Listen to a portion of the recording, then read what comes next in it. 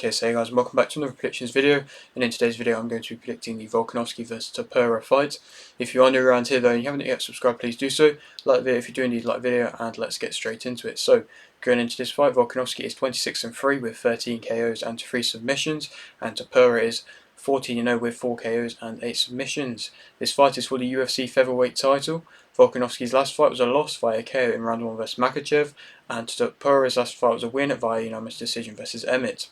Volkanovski is 35 and Topuria is 27, and to speak a bit more about what I've just been saying, obviously this for the UFC featherweight title, and like I mentioned, Volkanovski's coming off that quite devastating defeat in his last fight, but now he's back down at the weight which he is known to be the best in the world at, and he's known to be the best featherweight of all time really, and now he's back at that weight and he's defending this belt.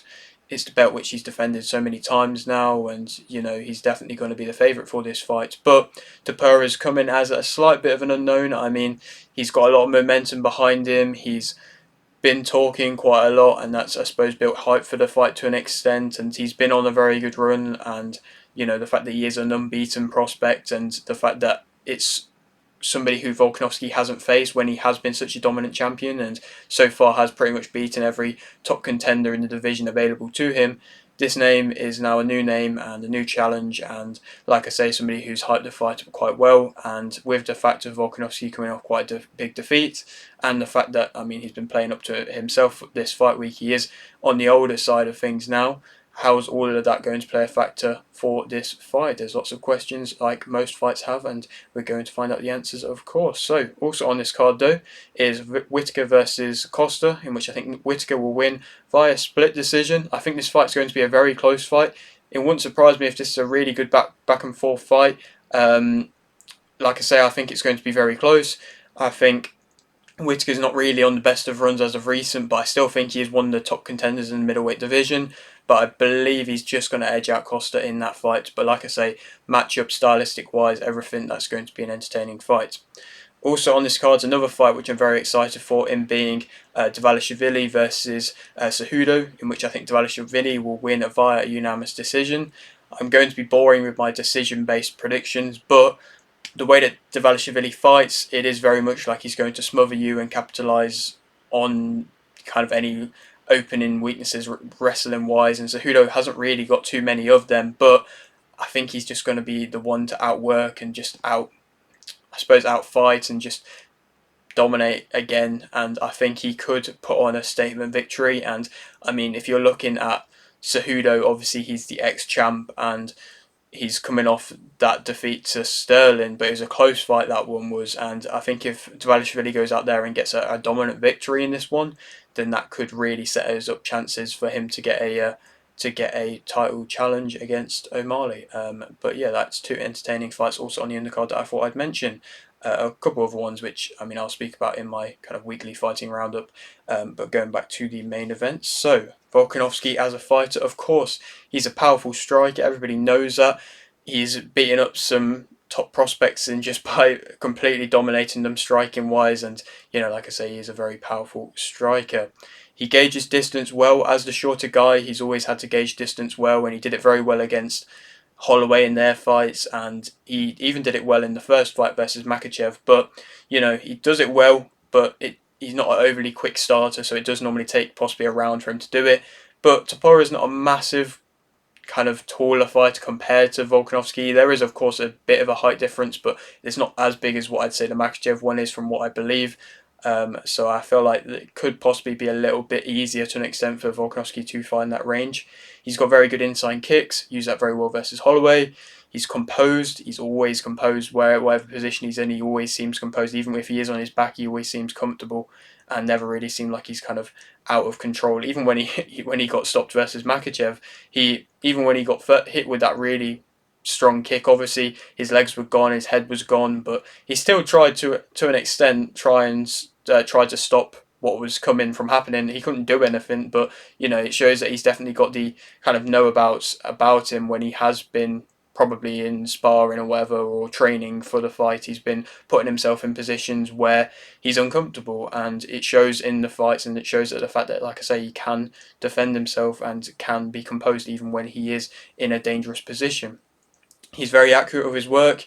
He's got solid counters. I'd probably say he's got the better counters out of the two striking wise. I think this probably will end up being quite a big striking contest, but I would favour Volkanovski countering wise in that aspect. He can fight on the front foot or the back foot. He's strong physically. He's got good defensive wrestling. He showed that versus Makhachev in that first fight that he did kind of stop most of Makhachev's wrestling attempts just from very good defensive wrestling and moving him around, even though he is the smaller guy, like I mentioned, and like I've also mentioned, he's physically strong, though, Volkanovski.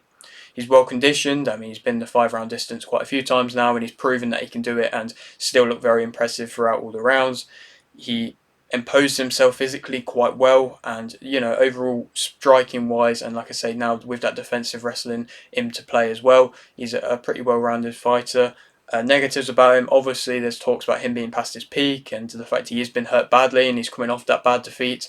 Two things there which are definitely going to be answered, questions that are going to be answered in this fight, if, of course, how badly that defeat has kind of suffered him. And obviously, he said in an interview that it did kind of affect him quite badly and he was in quite a bad headspace from the defeat, which you kind of expect from everybody. But like I say, how does he gotten out of that, and is he possibly overlooking Topuria because he's seen what it's like to fight the pound for pound best, and now he's coming back to go to the featherweight division and fight somebody who isn't seen as quite that level? Possibly, maybe he's overlooking Topuria. I suppose negatives wise, when you look at and analyse the actual stoppage, what she did suffer against Makhachev, he did lean into the head kick, and he's leant into the head kick a few times. Again, he did it against Holloway and he got dropped, and he did it against Rodriguez and he got hurt. And so, there's a few fights which he's been seen to struggle against head kicks, and I feel like that's most definitely something which Topuria is probably going to be looking upon. He doesn't really go for a submission much. He's not really known for that in general, and so I don't really think that realistically that's going to be a massive threat and something which you have to massively worry about from him. He can be backed up, and he has been physically backed up quite a lot of times. He's not as fast. He's not got amazingly good head movement. He does often just kind of circle around the ring one way, and so he's not got as good a movement as possibly used to, or I don't know, I possibly would say Topuria has that better movement. He doesn't necessarily make the necessary adjustments. Like I say, he did look like he was struggling with the head kick in that first fight, and defensive wise, he kept his hands up and he kept his guard up, but I don't know, I feel like he didn't brace or prepare for the head kicks as well as he could have done for that second fight versus Makhachev, and so making them necessary adjustments to the game plan possibly isn't really something which he's too, I suppose, good at to an extent. And he is, like I say, a slower starter, slower than that of Topuria, in my opinion. But to speak about Topuria as a fighter, I mean, he's a good, sharp puncher. He's a front foot type fighter who does move well, times very well as well, and I suppose to an extent that could be counted as countering, but I would more say that it's just any time you want to come in, he's got good timing, and like I say, that's where a lot of his quite sharp striking comes from. He's quite a well-rounded fighter. I mean, he's got very good jiu-jitsu, and like I say, he strikes well. He has proven that he can get fighters out of there from submission, and I would say possibly he's a bit more well-rounded than that of Volkanovski to an extent, but I would say Volkanovski is probably perfected the striking game a little bit more. He's got a good solid base, a good solid foundation. It means that he's hard to take down as well, and has got very good takedown defense himself. He's never really been taken down too much. I mean, I think he got taken down a couple of times against Bryce Mitchell, and that's credit to Bryce Mitchell, who is a very good wrestler. But he's got a solid base, like I say, good takedown defense. He's fast. He cuts off the cage well. He's got solid head movement. Overall, I think defensive movement wise, he probably has got better than that of Volkanovski. He changes levels well.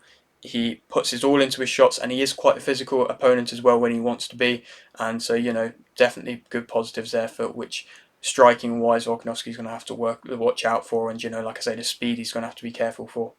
And the negatives, I suppose, about him, he does have quite wild hooks at times. I don't think his combination punching is anything crazy good. I think when he is picking his shots and being a little bit more accurate in that aspect, I feel like that's when some of his best shots come. But combination wise, I think sometimes, like I say, there can be quite wild hooks. They can be a little bit sloppy at points. He can lean into his shots as well, and just kind of walk on, just throw in hooks, and then just kind of keep his head wide open, and just defensive wise very open to being countered from that. He finds range. It can sometimes be difficult for him to find range. I don't think, as quite as used to being, like I said, a smaller fighter, but he's not going to be for this one, so it might be a little bit easier for him to find range. He can overcommit quite a bit and can try and force the fight if he feels like he's got a new hurt. And like I say, with somebody like Volkanovski, who has been hurt and has proven he has been hurt, but like I say, is composed and can manage to deal with being hurt. Somebody like Topuria, who does overcommit quite a bit, can then be walked onto a shot. He may be a bit too confident. I mean, there's been a lot of, like I say, back and forth between Volkanovski and Topuria, mainly Topuria just kind of being the one, like I say, the confident one, being the one trying to not showing off, but I suppose maybe he's showing off. He's already put UFC champion in his Instagram bio, but there's definitely things that you could definitely say he's overconfident going into this fight. This is his toughest test, so of course that's going to play a factor. He can be a little bit too patient at times with his shots. If he's not going to be throwing his shots, he can be a little bit too patient at times.